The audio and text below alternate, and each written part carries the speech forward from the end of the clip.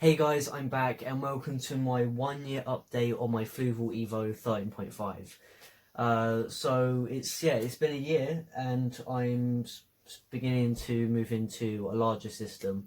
But I am going to be keeping all of the livestock. The only thing I won't be keeping is obviously the tank and the sand. But other than that, everything's going to be transferred over to the new system. Which will be here in just a few days. Well, it'll be in the next video, the new tank. So I'm going to be kind of doing a little bit of a review on the tank, and I've changed a few things, so let's get straight into it. So yeah, here we go. Here's the tank. Straight away you've probably noticed that I've changed a couple things, like the rockscape has slightly changed. This torch coral is now over here. The A cann's over there. That's all I've done. I've swapped those two rocks around, and this Duncan rock, it's slightly rotated in a slightly different angle, and this hammer rock has moved over a tiny bit over this way. The reason I did that was because this A can is it hasn't grown a millimeter since I got it. It hasn't grown at all. And I think that's because too much flow and lack of light. I mean, I've only got like a 15 watt cheap stock light. I mean, it came with the tank, but I'll get to that in a sec. And this torch, it looks absolutely incredible in this corner. I'll get some footage of what the tank, or what all the corals look like in the blues in just a few minutes. So yeah, this torch, you can even kind of look down there. It's looks really plump in this corner. You see it's not getting as much flow. I have angled the wave pump kind of diagonally, so these corals here, SPS corals and zoas, all the corals that need higher flow get higher flow now. So it is targeted on them, but I have turned it down, so it's on 500 litres an hour and the pulsing setting, so you can see the wave pump, it's pulsing, so it kind of makes miniature waves, and you kind of see it in the top of the water that's kind of going up and down, bobbing. So I have started feeding this Duncan coral. Again, I haven't really done it in months really, and it has been okay, but it hasn't really been growing much. Again, I think that's lack of light and flow. It's not really getting much flow. They do like medium to high flow really. But yeah, it has started new heads. And I'm happy with that. See what it does in the new tank under higher lights, and probably higher flow as well. Okay, and here's some footage of it in the blues. So you can see this torch looks incredible. See that top down is even better. The hammer is stupidly luminous. That's got some good colour, that Duncan, green and blue. But you can see how this torch is incredible. Looks a lot better to A-can. The colour on this A-can will improve when it gets more healthier and more happier with the light spectrum. So Monty looks nice. Zoas are incredible. Zoas are probably my favourite coral. I'll have a massive rock of them in the new tank, which will look like stupidly nice. That never focuses for some reason, but I can take it off. That's the lens.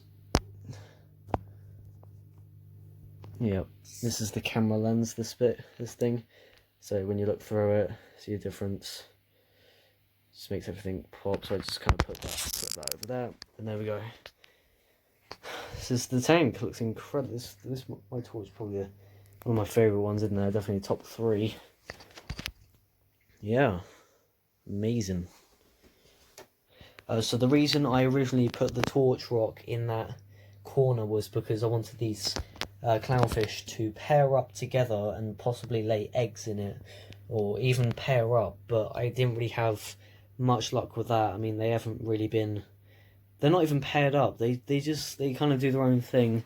Maybe it's because they're completely different in size and like shape, patterns on their body. They're completely different. Maybe they're just not interested in each other, but we'll see what they do in the new tank. They might choose some kind of coral to host together, maybe not. And yeah, I did move the tank over, so it was in in this corner, so the tank was right here. So I've just got a bedside table there for the time being, and the tank is over this side now. So whilst doing that move, this hammer coral, the bubble on it completely popped, but I think it was because we were moving it too much and it was shaking it too much, and the bubble just burst. But it has formed another one, and it is forming 3 new heads, 1, 2, 3, kind of forming a triangle shape, which is nice. That has gone like really huge since I got it. When I got it, it had 4 heads and quite small heads as well. So I only paid like 35 quid for it, so that's quite cheap for 4 heads on a very nice hammer. I got quite a lot for my money. And yeah, I did accidentally break a little bit of red digitate. You see it's down there. I broke it off the colony, well, a small colony there of red digi, but it's okay. It's only it's literally probably the size of 2 peas. So getting to the light, really, well, I see on YouTube people upgrade their lights on this tank to AI primes or what they called Kessel A80s. Well, most of them are AI primes though, but as proven by me, you don't need to spend 200-300 quid on a half decent light. This is absolutely fine. I mean, I'm pretty sure it's 15 watts. Yeah, the color isn't great, but if you're on a budget, even if you weren't on a budget, like you don't need to be spending that much, because I'm keeping 5, 1, 2, 3, 4, 5 SPS corals in here, and they're growing and thriving really nicely, like what I'd expect them to. So you see this red digi, like when I first got it, it was just a little sprout, just one little stick, just one. Now look at it, it's huge, and the pink, I know it is brown, but it is pink hystrix, really sprouted out. The spikes on them are twice as long. The Monty has plated out loads more. This Elkhorn now got white tips. There's another bit there as well. The blue digi, that's also got white tips, which is showing it's starting to grow up. So really, if especially if you're a beginner, I'm gonna say no. Just don't spend 250 quid on a decent light when you can just use stock light and grow some corals in it. I mean, I highly doubt we won't be able to do acros, but I mean, digis, hystrix, I mean, it's all doing it. I guess just try your luck with it. I'll say the hardest one I got in here is probably the pink hystrix, but it's still quite easy coral. And it is doing great under even low flow, but it's getting higher now.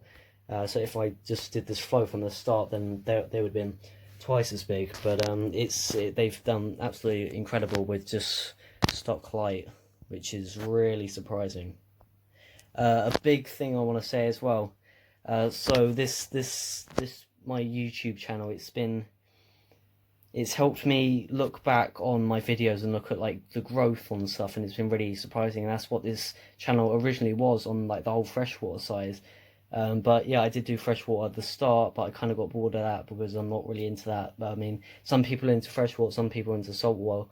But to be honest, I kind of find it a little bit boring. No offense to all the freshwater guys. I mean, I completely respect all their passion for the freshwater side, but some other people like different things. I mean, I like the coral in all this, the reef. It's really colourful, and I kind of like, because there's a lot of things to learn on this side. Well, there is on both sides, but I mean, to be honest, I'm 13 years old, and I've learned quite a bit from this hobby, a lot more than what I thought I would. But I'm nowhere near a professional. I mean, my dad's been keeping saltwater fish for what, 25 years, and he's still learning things every day. So you're never a professional, really. I mean, I've only been keeping saltwater tanks for a year, so I'm just a beginner, really. I've only just started keeping SPS corals, but I think I've learned quite a bit from keeping a system, and from my dad's obviously the knowledge. Even when I didn't have a tank, I've just been looking at my dad's tanks, and he's been teaching me stuff, and I've just been noticing stuff and learning from them. So I didn't think this channel would get over 1,000 subscribers like in that amount of time, and I think I've been doing this for about a year and a half, maybe a year.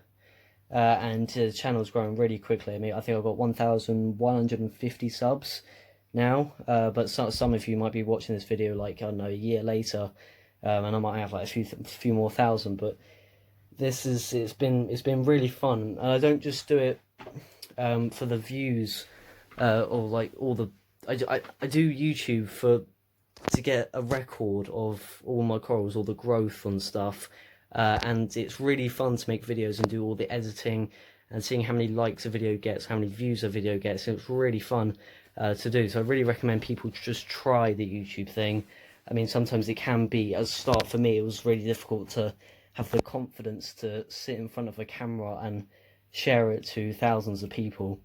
But now, after you've experienced with it, it's gone a lot easier now. So I just want to thank you for everyone for the support on the channel. And all the nice comments I've got. I like answering questions. It's that's the best part. I love receiving a comment, getting a notification on my phone. Obviously, comment. I love trying to give the best answer possible. So I want to give a shout out to my dad. He's got a channel as well, much bigger than mine. He's got like 7,500, 8,000 subs. He's also upgrading his tank soon as well. So it's called Nathan Willard. There will be a link in the description to that channel as well. Go subscribe to that. So next video, which will be actually in the next few days, probably Thursday or Friday, or one of those two. So the new tank reveal will be then in the next few days, so please stay tuned for that. So there might be like another video after this, just to complete like the finale of this tank, and it has really been great. So you'll see me in a few days with a new tank, and I'll see you then. Bye.